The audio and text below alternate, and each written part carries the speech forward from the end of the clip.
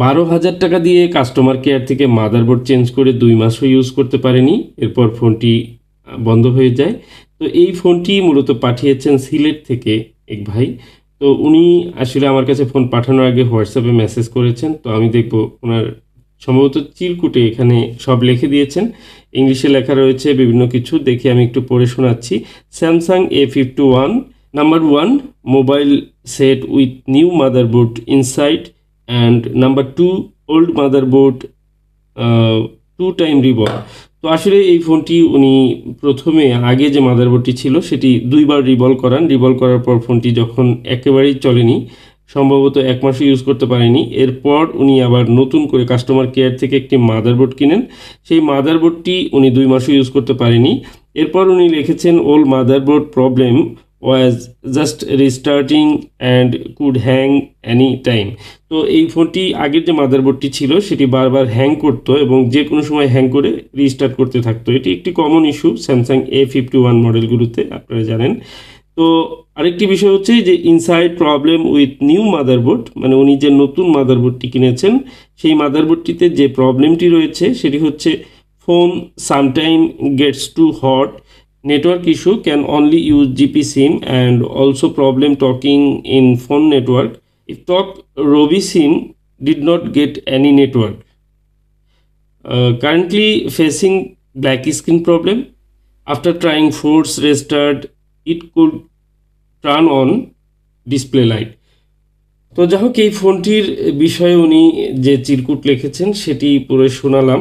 এছাড়া উনি হোয়াটসঅ্যাপে আমাকে মেসেজ দিয়েছেন, যেটি শোনাচ্ছি, তাহলে আপনাদের কাছে একদম পরিষ্কার হয়ে যাবে। স্যামসাং A51 উনি সিলেট থেকে অফিসিয়ালি স্যামসাং কেয়ার থেকে 12,000 টাকা দিয়ে নিউ মাদারবোর্ডটি লাগান এবং কি এটি লাগানোর পর উনি ফোনটিকে খুব গরম অনুভব করেন। তারপর একদিন ডিসপ্লে লাইট চলে যায়, কল আসলে রিসিভ করা যেত বাট ডিসপ্লেতে কিছু দেখা যেত না, আর নেটওয়ার্ক খুব উইক ছিল এবং স্যামসাং কেয়ারে অ্যাগেইন এটি নিয়ে যাওয়ার পর তারা বলে যে এটি ডিসপ্লে চেঞ্জ করতে হবে। আর একটা ফোনে কিছুদিন আগেই মাদারবোর্ড চেঞ্জ করেছেন এবং কি এত টাকা দিয়ে আবার ডিসপ্লে চেঞ্জ করবেন, যে কারণে উনি চলে আসেন এবং কি অন্য একটি ফোন কিনে নেন আর এই ফোনটি বাসায় ফেলে রাখেন। তবে সেকেন্ডারি ফোন হিসাবে ইউজ করার জন্য উনি লোকাল একটি শপে এটি নিয়ে যান এবং সেখানে ডিসপ্লে লাগিয়ে ট্রাই করা হয় যে ডিসপ্লে লেখা আসে কিনা, কিন্তু কোনোভাবেই ডিসপ্লেতে কিছু আসে না, যে কারণে ফোনটি উনি রেখে দিয়েছিলেন। তো দীর্ঘ সময় যাবৎ আমার সাথে আমার ভিডিও দেখার সুবাদে উনি আমার সাথে কন্ট্যাক্ট করেন এবং কি কন্ট্যাক্ট করার পর আমি বলি যে ফোনটি পাঠিয়ে দেন। উনি যথারীতি আমার কাছে ফোনটি পাঠিয়ে দিয়েছে। আমি 2টি মাদারবোর্ডই পাঠিয়েছে। তো উনি ত্রিপলিতে পড়েন, ইঞ্জিনিয়ারিং পড়াশোনা করছেন। তো যাই হোক, উনি 2টি মাদারবোর্ড আমার কাছে পাঠিয়েছেন। তো একটি মাদারবোর্ডের যে সমস্যাটি ছিল সেটি হচ্ছে রিস্টার্ট করতে করতে ফোনটি বন্ধ হয়ে যেত। আরেকটি মাদারবোর্ড যেটি কাস্টমার কেয়ার থেকে চেঞ্জ করা হয়েছে সেই মাদারবোর্ডটিও মূলত ডিসপ্লে আসছে না বা ডেড মোডে রয়েছে। তো এই ফোনটির আমি 2টি ফোনই মাদারবোর্ড চেক করব। প্রথমে চেক করে দেখব যে কী ধরনের সমস্যা রয়েছে এবং কিভাবে আমরা এগুলো সলভ করতে পারি, আর অ্যাকচুয়ালি কী প্রবলেম রয়েছে বিস্তারিত তুলে ধরব। কারণ দেখুন, প্রত্যেকটি ফোনের আলাদা আলাদাভাবে হিস্টোরি আমার মনে রাখা সম্ভব হয় না। অনেকেই অনেক ফোন পাঠান, যেগুলো আমি প্রতিটি ফোনকে আমি দেখে চেক করে তারপরে সেই হিসাবে আমি কাজ শুরু করি। তো এখন যে কন্ডিশন আমি দেখতে পাচ্ছি, একটি মাদারবোর্ড অন হচ্ছে না, আরেকটি মাদারবোর্ড যেটি রয়েছে সেটি উনি দাবি করেছেন যে সিপিইউ রিভলভ করা হয়েছে 2বার, কিন্তু আমার মাদারবোর্ডটি দেখে মনে হচ্ছে না যে সিপিইউ রিভলভ করা হয়েছে। তো আমি মাদারবোর্ড যেটি সঙ্গে রয়েছে ডিসপ্লেতে লাগানো রয়েছে সেই মাদারবোর্ডটি বের করে নেব, নতুন যেটি কাস্টমার কেয়ার থেকে 12,000 টাকা দিয়ে উনি রিপেয়ার বা রিপ্লেস করে নিয়েছেন। তো সেই মাদারবোর্ডটিতে অ্যাকচুয়ালি কী ধরনের প্রবলেম উনি বলেছেন যে নেটওয়ার্ক ইস্যু রয়েছে, নেটওয়ার্ক কম পায়। এর কারণ হচ্ছে নিচের যে অ্যান্টিনা, সেই অ্যান্টিনা কিন্তু অলরেডি ছিঁড়ে ফেলেছে এবং কি সেই অ্যান্টিনা ক্ষতিগ্রস্ত হয়েছে বলেই কিন্তু নেটওয়ার্ক খুবই কম পাচ্ছে, এটি হতে পারে। দ্বিতীয় হচ্ছে যে একটি মাদারবোর্ড যখন হট হয়ে যায় সেটির অনেক কারণ থাকতে পারে, যেহেতু ডিসপ্লে সঙ্গে ডিসপ্লে আসছে না এবং ফোর্স রিস্টার্ট করলে ডিসপ্লে মাঝে মাঝে আসে, সেক্ষেত্রে হতে পারে এটি লাইট আইসি বা গ্রাফিক্স আইসির কোনো সমস্যা হতে পারে। এবং কি এই ধরনের ফোনগুলোতে ডিসপ্লেও কিন্তু অনেক সময় খারাপ হতে পারে। তো আমি খুলে নিয়েছি, মাদারবোর্ডটি আমি আগে দেখব। তো মাদারবোর্ড দেখে মনে হচ্ছে এটি নতুনই একটি মাদারবোর্ড এবং কি সেই মাদারবোর্ডটিতে কোনো কাজ করা হয়নি। কাস্টমার কেয়ারে একটি স্টিকার লাগানো থাকে এবং সেটিও রয়েছে, যেহেতু মাদারবোর্ডটি রিপ্লেস করা হয়েছে। এবং কি মাদারবোর্ডের যে স্টিলের নেটওয়ার্কের স্টিলটি রয়েছে, ঢাকনাটি, সেখানে আমি লক্ষ্য করছি এখানে একটি চাপ লাগা, মানে একটা প্রেশার লেগেছিল এই জায়গাটিতে। তো নতুন মাদারবোর্ডে এ ধরনের কোনো চাপ লাগা থাকার কথা না। যা হোক, সেটি বিষয় না। আমি যেহেতু ডিসপ্লে প্রবলেম করে, সেহেতু আমি এই ফোনটির বোন থেকে শুরু করে সব কিছু আগে চেক করে নেব এবং কি ফোনটি অ্যাকচুয়ালি কি ডিসপ্লে প্রবলেম রয়েছে কিনা, বা ডিসপ্লের কানেক্টর কোনো লুজ রয়েছে কিনা, বা ময়লা গিয়ে অনেক সময় এরকম হতে পারে। তো কাস্টমার কেয়ার থেকে তারা যেহেতু পরবর্তীতে না দেখেই বলে দিয়েছে যে এটি ডিসপ্লে প্রবলেম, তো আসলে হতে পারে যে ডিসপ্লেটি ভালো রয়েছে। আমি চেক করব পার্ট বাই পার্ট।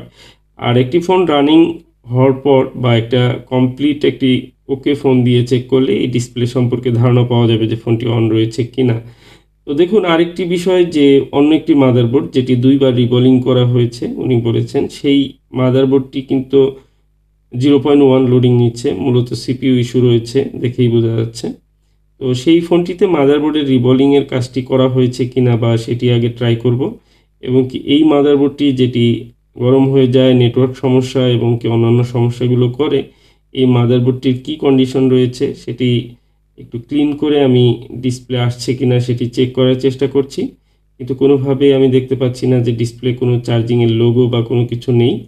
তো চার্জিংয়ের লোডিং রয়েছে, বাট ফোনটিতে কোনো ধরনের লেখা লাইট কোনো কিছু নেই এবং কি ফোনটি আদৌ কি অন হয় কিনা সেটিও সন্দেহ রয়েছে। আরেকটি মাদারবোর্ড যেটি, এটি কানেক্ট করে নিয়েছি এবং এই মাদারবোর্ডটি কিন্তু 0.1 লোডিং নিচ্ছে 6 পোর্টের চার্জারে। এ ধরনের ফোনগুলো সিপিইউ রিভলভ করলে প্রবলেম সলভ হয়ে যায়। কিন্তু আমার কাছে আশ্চর্য মনে হয়েছে যে উনি 2বার সিপিইউ রিভলভ করেছে এবং কি 1 মাসও চলেনি। এরকম শর্ট টাইমের ভিতরে সিপিইউ রিভলভ করার পর প্রবলেম হওয়ার কথা না।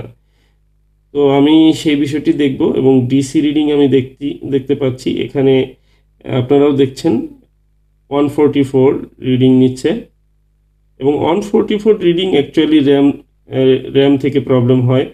তো এই ফোনটি মূলত আমি পেস্ট লাগানো দেখতে পাচ্ছি, যেখানে সম্ভবত পেস্ট দিয়ে হিট করা হয়েছে। আর উনি কিন্তু চিঠিতে লিখেছেন যে ওল্ড মাদারবোর্ড 2 টাইমস রিভল। তো আসলে অ্যাকচুয়ালি 2 টাইমস হিটিং এটাই বলবো, কারণ হচ্ছে যে এটি রিভল করলে যে সিমটম এবং কি যে পাশের টিনগুলো কেটে রিভল করা হয় সেটি কোনোটি আমি দেখতে পাইনি। তো মূলত এখানে পেস্ট লাগিয়ে হিট করার পর হয়তো কিছুদিন চলেছে, এরকমভাবে ওনার কাছ থেকে বা ওনাকে এভাবে সার্ভিসটি করে দেওয়া হয়েছিল, যে কারণে সেটি লাস্টিং করেনি। আর সেটি চলেনি বিদায় কিন্তু উনি কাস্টমার কেয়ার থেকে 12,000 টাকা ইনভেস্ট করে এই আরেকটি মাদারবোর্ড কিনেন, সেটিও কিন্তু 2 মাসে ইউজ করতে পারেনি। আর কাস্টমার কেয়ার যেখানে আস্থার একটি জায়গা ছিল, সেই জায়গাতে উনি মাদারবোর্ড চেঞ্জ করার পর কিছুদিনের মধ্যে যখন ফোনটি আবার ব্ল্যাক স্ক্রিন হয়ে যায় বা নেটওয়ার্ক ইস্যু আসে, তখন কিন্তু তারা সাপোর্ট দেয়নি। তারা বলেছে আবার ডিসপ্লে চেঞ্জ করতে হবে। সো ডিসপ্লে চেঞ্জ করতে সর্বনিম্ন হলেও হয়তো 6-7 হাজার বা 8,000 টাকার মতো একটা অ্যামাউন্ট লাগে। তো এই ফোনটির পিছনে 20,000 টাকা খরচ করে রিপেয়ার করে সেটি ইউজ করা একদম বোকামি ছাড়া কিছু না। তো আমি প্রথমে যে কাজটি করছি এটি হচ্ছে পুরনো যে মাদারবোর্ডটি, ওল্ড মাদারবোর্ড, সেই মাদারবোর্ডটি সিপিইউ রিভলভ করব। এটির সিমটমটি রয়েছে যে সিপিইউ রিভলভ করলেই ফোনটি কিন্তু অন হয়ে যাবে। আর সেটি যদি হয়, অন হয়ে যায়, সেক্ষেত্রে আমরা ডিসপ্লের ব্যাপারটি নিশ্চিত হতে পারবো যে ডিসপ্লেটি ভালো রয়েছে কিনা এবং যে কেয়ার থেকে মাদারবোর্ডটি কেনা হয়েছে সেই মাদারবোর্ডের যে প্রবলেমগুলো রয়েছে সেগুলো নিয়ে আমরা পরবর্তীতে কাজ করব। তো প্রথমে আমি একটা কাজ শুরু করছি এবং আমি র্যামটি রিমুভ করে নিচ্ছি। আমার রিসেন্টলি কিন্তু যে এসএমডির ডিসপ্লে সেটি কিন্তু অ্যাড করে দিয়েছি, আপনারা লক্ষ্য করতে পারেন। অনেকেই জিজ্ঞেস করেন যে হিট কত রেখেছেন, ইয়ার কত রেখেছেন। দেখুন, আপনারা দেখতে পারেন যে আমি কি রেখেছি, সরাসরি স্ক্রিনটি আমি শো করে দিচ্ছি। আর রিসেন্টলি আমি কিন্তু অনেকগুলো ভার্টিক্যালি ভিডিও আপলোড করেছি, রেশিও চেঞ্জ করে এখন আবার হরিজন্টালি ভিডিওগুলো দেওয়ার চেষ্টা করছি। বারবার চেঞ্জ করা যায় না, কারণ আমি যেহেতু একবারে সেট আপ করে নিই, সে কারণে কাজগুলোকে বারবার চেঞ্জ করা যায় না। বিভিন্ন ক্যামেরা রয়েছে, 6টির মতো ক্যামেরা অ্যাড করা রয়েছে আমার এই ভিডিওর সাথে।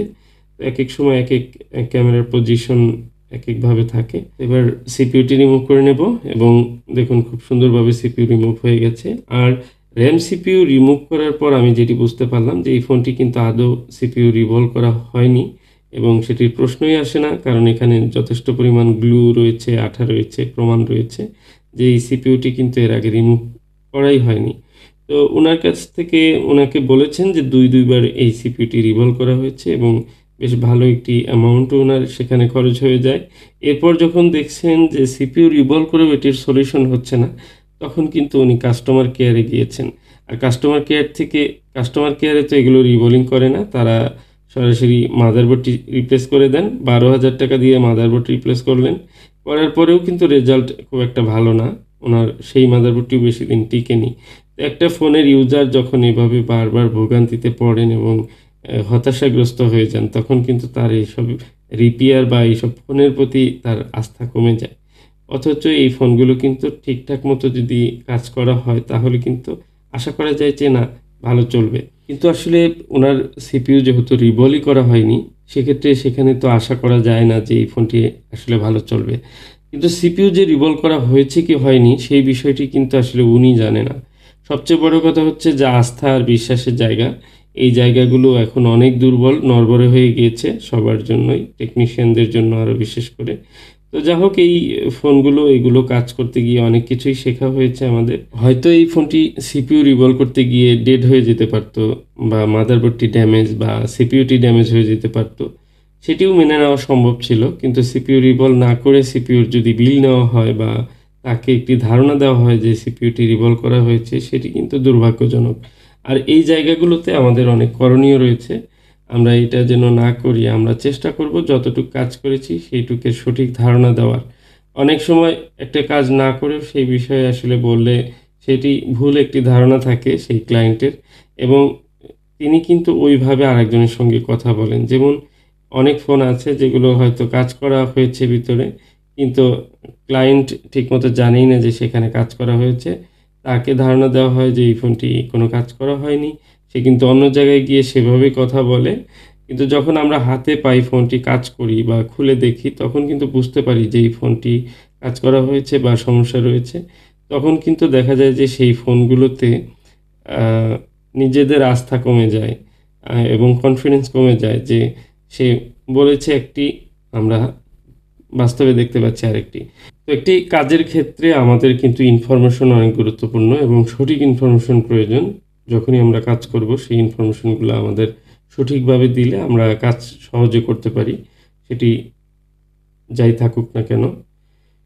তো এখানে একটি লাইন দেখতে পাচ্ছি উঠে যাওয়া, এবং লাইনটি 1.8 ভোল্টের লাইন। অ্যাকচুয়ালি এই লাইনটি প্রয়োজন রয়েছে কিনা এবং সেটির অন্য কোনো লাইন রয়েছে কিনা, অনেক সময় একই লাইন কয়েকটি বলে থাকে, তো একটি মিসিং হলেও আরেকটি থেকে চলে ভোল্টেজ লাইন। তো সেই বিষয়টিও সিপিইউ ক্লিন করার পর আমি দেখে নেব। সিপিইউটি এখন ক্লিন করে নেব। তো এই মাদারবোর্ডটিতে আসলে সিপিইউতে বারবার হিট দেওয়া হয়েছে, 2বার দেওয়া হয়েছে হয়তো। হিট দেওয়ার পরে কিছুদিন চলে, অল্প দিনের মধ্যে আবার বন্ধ হয়ে যায়।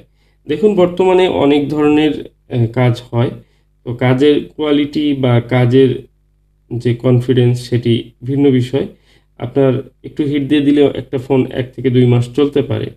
তো সেটি আপনি যদি করেন অবশ্যই ক্লায়েন্টকে জানাবেন যে এটি প্রাইমারি লেভেলে একটি কাজ করে দিলাম, আপনার ফোনটি হয়তো কিছুদিন চলবে। কিন্তু আপনি যদি সিপিইউ রিভলভ না করে বলেন যে সিপিইউটা রিভলভ করছি, তাহলে কিন্তু সেই টেকনিশিয়ান যে বলে দিল এই কথার উপর ভিত্তি করে সেই ক্লায়েন্টের কিন্তু একটি ধারণা থাকলো যে সিপিইউটি রিভলভ করা হয়েছে এবং কি একটি অ্যামাউন্টও কিন্তু খরচ হয়ে গেল। তো সেক্ষেত্রে উনি কিন্তু বারবার এই কাজগুলো করতে যাবেন না, এবং কি অন্য কারো কাছে গেলে কিন্তু সেই বিষয়টি বলবেন যে অলরেডি এই ফোনটিতে সিপিইউ রিভলভ করা হয়েছে, আমি এত টাকা খরচ করেছি। তখন আরেকজন কিন্তু এটির কথা শুনেই বুঝতে পারবে যে এই সিপিইউটি রিভলভ করা হয়েছে, হয়তো প্রবলেম হয়েছে, সেই ফোনটির হিসাব নিকাশ চেঞ্জ হয়ে যাবে। তো এই বিষয়গুলো আসলে খুবই গুরুত্বপূর্ণ। এগুলো হচ্ছে প্র্যাকটিক্যাল, এই যে এই কাজটি সেটার প্রমাণ। এরকম অনেক সময় আমরা অনেক কিছুই পাই যেগুলোর উপর আসলে অভিজ্ঞতা থেকেই আমি এই কথাগুলো বলছি। তো আপনাদের ভিডিওটি কেমন লাগছে এখন পর্যন্ত, যেহেতু ভিডিওটি দেখছেন, এটি হচ্ছে ডাবল ডেকারের একটি স্যামসাংয়ের A51 এর সিপিইউ রিভলভ এবং সেই রিবলিংয়ের কাজটি আমি করছি। তো স্যামসাংয়ের এই রিবলিংয়ের কাজগুলো করতে গেলে কয়েকটা স্টেপে কয়েকটি প্রবলেম রয়েছে এবং কি এই সিপিইউর যে সিলিন্ডার রয়েছে, উপরে র্যাম যেখানে বসবে, এই জায়গাটি পরিষ্কার খুব ভালোভাবে করে নিতে হয়। এটি হচ্ছে একটি জটিল কাজ এই সিপিইউ রিবলের ক্ষেত্রে। অন্যান্য ডাবল ডেকার সিপিইউগুলো খুব সহজে করা যায়, বাট স্যামসাংয়ের এগুলো কিন্তু একটু জটিল। তো আমি সেই যে লাইনটি মিসিং ছিল সেই লাইনটি একটু চেক করে নিচ্ছি এবং এখানে খুব সুন্দরভাবে লাইনটি রয়েছে, অতএব ভয়ের কোনো কিছু নেই। আমার এই ফোনটি কিন্তু ঠিকঠাক মতোই ভোল্টেজ চলে আসবে। এই ভোল্টেজের লাইনটি সব চেক করে নিলাম, কারণ একটি সিপিইউর কাজ করার পর যদি আমার সিপিইউতে ভোল্টেজ না ঢুকে তাহলে কিন্তু ফোন অন হবে না। তো এই বিষয়গুলো চেক করা দরকার। আরও টুকটাক যে লাইনগুলো প্রবলেম রয়েছে সেগুলো রিপেয়ার করে ইউভি মাস্ক দিয়ে তারপর কিন্তু সিপিইউটি ইনস্টল করতে হবে। তো মাদারবোর্ড কমপ্লিট হয়ে যাওয়ার পর প্রথমে আমি সিপিইউর উপরের যে অংশ, র্যামের অংশ, সেগুলো রিভলভ করে নেব এই বলগুলো। এবং এগুলো রিভলভ করার সময় অনেক সময় বলগুলো কিন্তু ঠিকঠাক মতো বসে না। একটু পেস্ট দিয়ে তারপরে হিট করলেই এই বলগুলো ঠিক মতো বসে যায় এবং সুন্দর করে বলগুলো ঠিকঠাক মতো বসিয়ে রিভলভ করা হয়ে গেলে তারপর সিপিইউর যে নিচের অংশটি সেগুলো বল করে নেব। তো এখানে সিপিইউর অংশগুলো বল করার সময় খুব ভালোভাবে পিপিটি এক চান্সে ব্যবহার করে এবং রিভলভ করার চেষ্টা করতে হবে, সেটাই ভালো। অনেক সময় সেকেন্ড টাইম পিপিটি ইউজ করতে হয় বল ঠিকঠাক মতো না হলে, অনেক সময় বলগুলো কাট করে নিতে হয়। তো সব সময় যে এক চান্সে রিভলভ হয়ে যাবে এরকম না, অনেক সময় 4-5 বার পর্যন্ত পিপিটি ইউজ করতে হয়। অতএব ধৈর্য সহকারে কাজটি করতে হবে, এটি হচ্ছে বিষয়। তো আমি সিপিইউ রিভলভ হয়ে যাওয়ার পর সরাসরি মাদারবোর্ডে ফিক্স করে নেব সিপিইউটি। এবং মাদারবোর্ড আমি কিন্তু অলরেডি ক্লিন করে নিয়েছি এবং টুকটাক ইউভি অ্যাপ্লাই করেছি যেখানে প্রয়োজন। এবার আমি সিপিইউটি ইনস্টল করব এবং কি দেখুন এখানে আমি সিপিইউটি ইনস্টল করছি। প্রথমে কিন্তু 350 ডিগ্রি টেম্পারেচার ইউজ করছি। তো এখানে একটু সিপিইউটি হিট করে বসিয়ে নেব। এরপর ফাইনালি কিন্তু যে মেইন হিট সেটি কিন্তু আমি অ্যাপ্লাই করব। সিপিইউ খুব মাদারবোর্ড একদম ক্লিন করে তারপরে বসালে সিপিইউটি খুব সুন্দরভাবে বসবে। অনেক সময় দেখা যায় যে এই রাবারের মতো যে আঠা গ্লু, এগুলো কিন্তু অপরিষ্কার থাকলে সিপিইউ ঠিকঠাক মতো বসে না, এখানে সমস্যা হয়ে যায়। যে কারণে আমাদের খেয়াল করতে হবে সবসময় যেন নিট অ্যান্ড ক্লিনভাবে কাজ আমরা করি। সিপিইউ ইনস্টল শেষ। এবার আমি ঝটপট র্যামটি রিভলভ করে নেব। র্যামটি 1 চান্সে রিভলভ করতে হবে।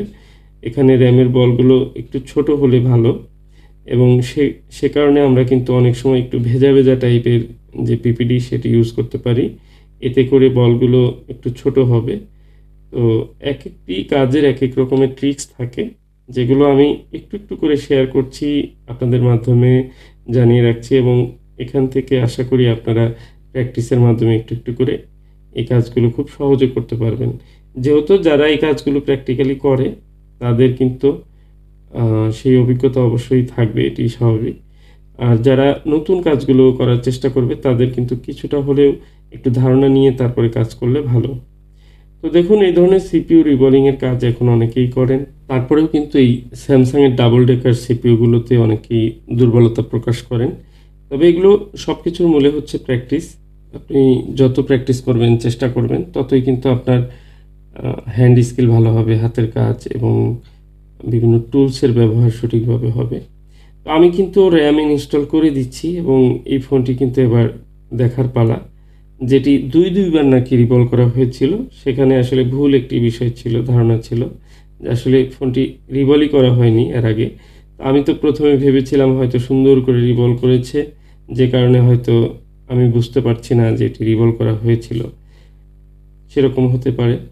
তো পরবর্তীতে আমি যখন র্যাম সিপিইউ রিমুভ করলাম এবং সেগুলোর নিচে যখন আঠা গ্লু থাকে সেই গ্লু দেখতে পেলাম, তখন মনে হলো যে না, ফোনটি আদৌ রিভলভই করা হয়নি।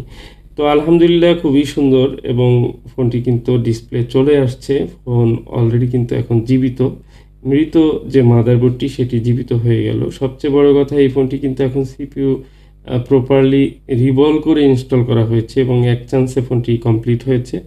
আশা করি এই ফোনটি এখন খুবই ভালো চলবে, আগের মতো চলবে। আর নতুন যে মাদারবোর্ড, উনি অনেক টাকা খরচ করে 12,000 টাকা দিয়ে জাস্ট একটা স্যামসাংয়ের মাদারবোর্ড কিনেছেন, 2 মাসও ইউজ করতে পারেনি। এর চেয়ে দুঃখের কি, এটা খুবই খারাপ লেগেছে আমার কাছেও শুনে। তো যাই হোক, আমি এই ফোনটি অন করার চেষ্টা করব। অন হতে হতে আমি আরেকটি সিপিইউর কাজ শুরু করে দেব, কারণ প্রচুর কাজের কিন্তু ব্যস্ত থাকি, কাজ একটার পর একটা করতে হয়। তো এই হচ্ছে বিষয়। এখন ফোন কিন্তু অলরেডি সেকেন্ড লোগোতে চলে আসছে, দেখুন। পুরোপুরি অন হলে আমরা দেখতে পাবো যে ফোনটি অন হয় কিনা, এবং ওনার যে প্রবলেম ছিল সেটিও আশা করি সলভ হয়ে যাবে এই ফোনটির প্রপার কাজের মাধ্যমে। তো দেখুন, অলরেডি কিন্তু ফোন সম্পূর্ণ অন হয়েছে এবং টাচ কাজ করছে। যে তো আজকের মতো ভিডিওটি এখানেই শেষ করব। আপনাদের যদি ভালো লেগে থাকে অবশ্যই একটি লাইক করে যাবেন, চ্যানেলটি সাবস্ক্রাইব করবেন, সবার সাথে শেয়ার করে রাখবেন, কাজে আসবে।